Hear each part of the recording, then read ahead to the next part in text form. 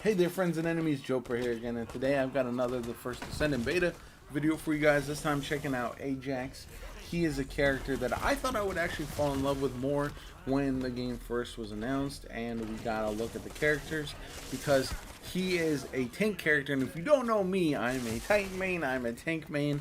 That is what I do, that is who I am. However, in The First Descendant, I think Ajax is a little bit lackluster personally for what he does compared to the other characters. The other characters just feel more fun, and that's one of the things that I think is lacking. In other games, I feel like because whether the melee is better or whatever the case may be, the tank character just feels a little bit more exciting to play. So that's one of the things that I am slightly disappointed about with the beta, but we've got other tank characters to look forward to as well, and I think with some minor tweaks, Ajax could be really good.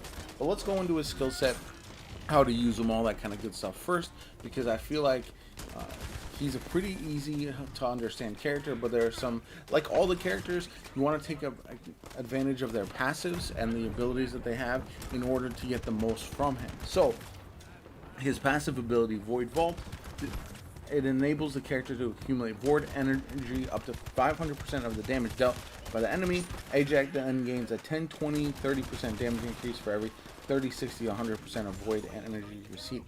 So essentially, the more you take damage through the void energy, the more damage you're going to put out. So you kind of want to be taking in as much damage as possible through the void energy, and I'll explain that in a little bit.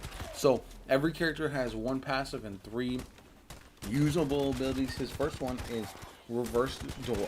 The character creates a shield that lasts for 25 seconds, increased defense by 100%, and life points by 160%. When an opponent hits Ajax, he collects void energy. So that's the key right there, where you're going to be gaining that void energy to do more damage and have more damage output. Potentially, once we get really good weapons in this game, this could be tremendous, especially when you're able to look at maybe like a sniper rifle or something insane like that.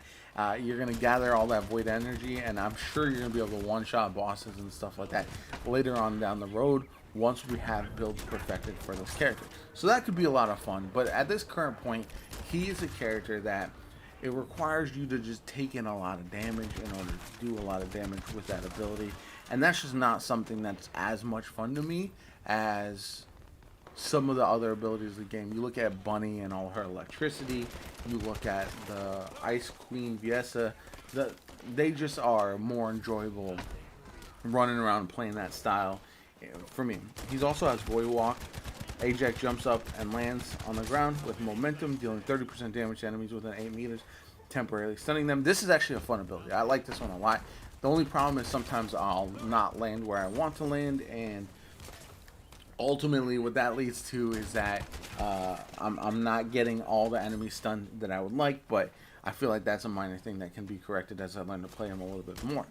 Expulsion. The character attacks enemies, dealing 66% damage to them in a 5-meter field, further knocking them back. This is basically if you're getting hard rushed by a bunch of enemies, you're going to want to use this expulsion in order to knock them back, because the 5-meter range is very, very short. So just keep that in mind. It does do a really good amount of damage, but the range is super limited. So keep that number in your head when you're using this ability, because you're not going to be really using it to clear out enemies that are all that far away. Then we've got Hypercube. This still works the same way as the Reverse Door, but in this case, a shield surrounds the character on all sides. So here's where the character, again, I think is going to be very, very good in endgame content. Survivability is going to be tremendous for this character, right? So you're not going to want to stack using a Reverse Door and Hypercube at the same time. You're going to want to stagger them. So you use one, and then once that one's wearing out, you use the other one. Basically, you're going to really be able to buff your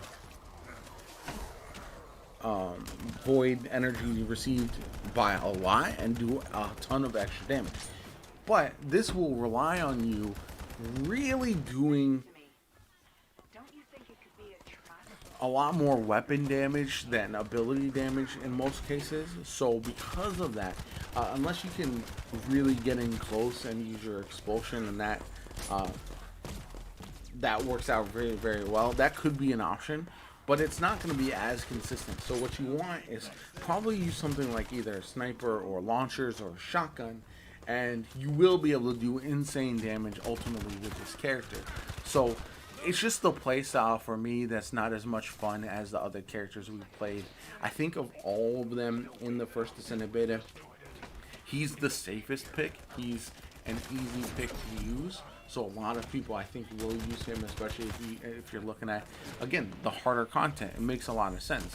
However, if you're just looking at your normal instance-to-instance gameplay, he's just not going to be doing all the dope things that, say, Bunny or Viesa or Lepic are doing.